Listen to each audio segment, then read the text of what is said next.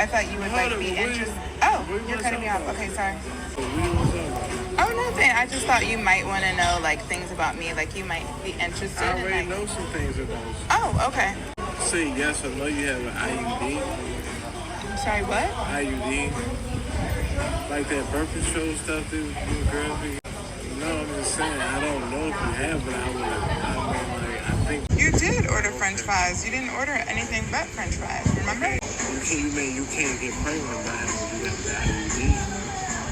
Oh. If you on dating apps and you fucking around, that's what I'm saying. Most of This is one of the reasons why I will absolutely unalive on the hill that rom-coms are a psyop for women. Because men who beg you for years and years to go on a date with them are not good people, and this outcome should have surprised absolutely no one. But unfortunately, a lot of women will fall for this, and a lot of women will be surprised by this because the propaganda is working. That was the goal all along. But let me tell you why this kind of persistence is not romantic. It's actually a huge red flag. Right off the bat, it's disrespectful because they're blatantly ignoring your boundaries. They do not care that you said no over and over and over and over again. 3 years, right? Imagine reaching out to somebody for 3 years, and every time you reach out, they say no. And your response to that is not to like leave them alone. It's to keep persisting and hoping that one day you will just break them down.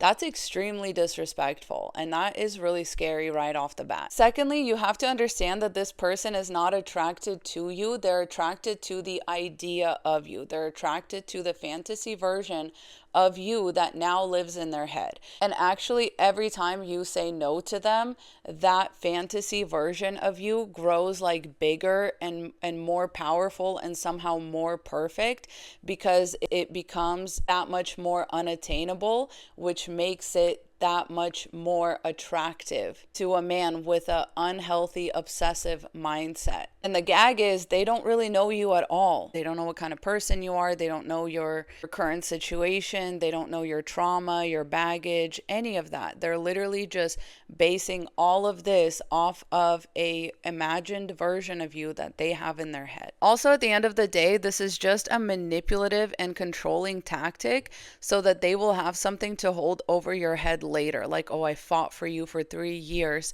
I persisted for 3 years, which leads me into my next point, which is that, by the way, they will almost 100% of the time turn out to be an extremely low effort individual, because they consider all the pestering that they did to convince you to go on this date with them to be the work that they have put in up front in the relationship.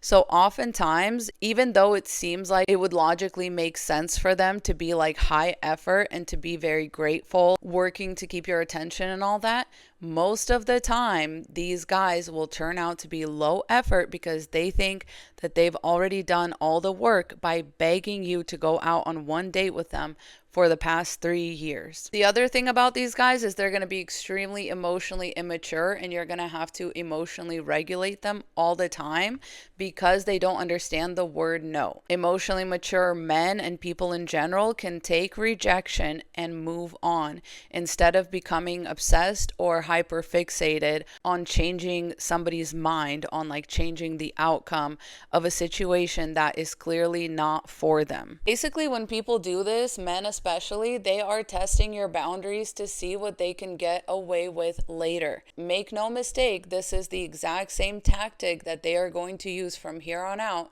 to get anything else that they want out of you in that relationship. So stuff you don't want to do in bed, no problem. They'll just pester you about it for 3 years until you finally give in. Moving across the country, abandoning your support system, abandoning your family, no problem. They'll just bother you about it for X amount of years and eventually you will give in. Maybe you get with them and you're very adamantly child-free. Well, no problem.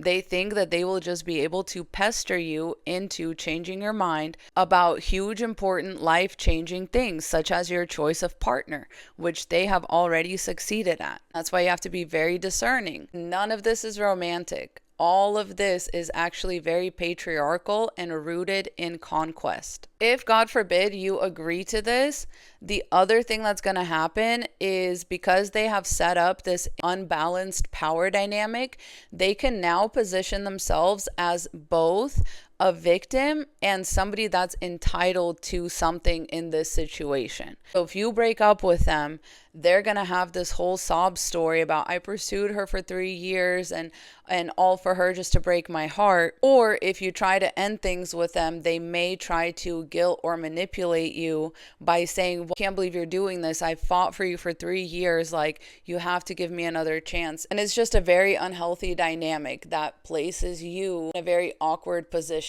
I feel like I cannot stress this enough, but obsession is not romance. It's not healthy. It's another form of stalking and harassment. A lot of women experience this in a very unwanted and scary and creepy way. We really don't want to normalize it any more than it already has been. And hear me loud and clear when I say this man will sabotage everything in your life the way that he is sabotaging his own life. He's showing up to a first date with a woman that he begged for 3 years to go on one single date with him. He shows up completely inebriated, slurring his words, asking you inappropriate questions, etc. He self-sabotaged this. And this is exactly the kind of man who is going to ruin all your big events, who is going to embarrass you in public.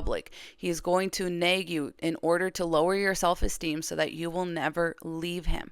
This is not a normal, healthy man. This is somebody who is going to sabotage you exactly the same way that they sabotage themselves. I promise you, this man will be your worst nightmare. He will most likely be jealous, possessive, or entitled in that relationship. And it's going to be extremely difficult for him to reconcile and or separate the idea of the you that lives in his fantasy world and the real you. And he's going to struggle with that and not be able to separate the two and not be able to love you for who you really are. So trust me when I say that you dodged a huge bullet by him doing all of this on the first date. Please stay safe out there. I love you so much. Godspeed. Mwah.